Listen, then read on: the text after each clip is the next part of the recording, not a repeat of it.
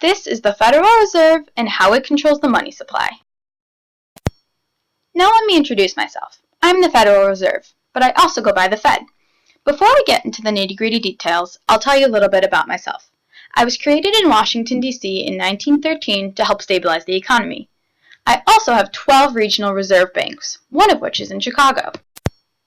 Now, I'm pretty important because I am the one central bank for the entire country. I supervise and regulate the rest of the nation's banks. What we will talk about today is how I have the power to control the nation's money supply. Ideally, our economy will be strong enough to remain stable on its own. However, that is often not the case. It is my job to pay attention to know when to adjust the money supply. I'm constantly communicating with banks and watching the stock market very closely. When there is a problem, it's time for me to brainstorm. I really have three options. I can work on open market operations, change reserve requirements, or change the discount rate. Don't worry, I'll explain each one more specifically. Using open market operations to control the money supply involves the buying and selling of bonds and securities. If I need to increase the money supply, I will buy. Buying bonds puts money in the economy and increases interest rates. If I need to lower the money supply, I will sell.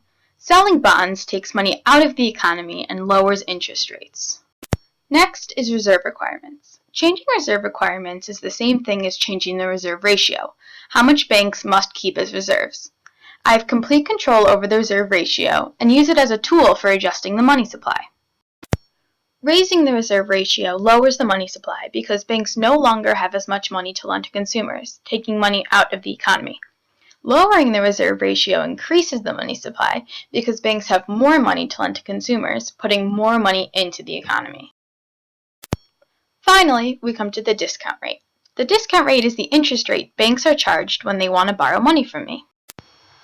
A higher discount rate causes a decrease in the money supply because higher discount rates discourage banks from borrowing money. A lower discount rate causes an increase in the money supply because it makes it easier for banks to borrow money and pump money into the economy. And that's how I control the money supply. Thank you for listening. Created using Powtoon.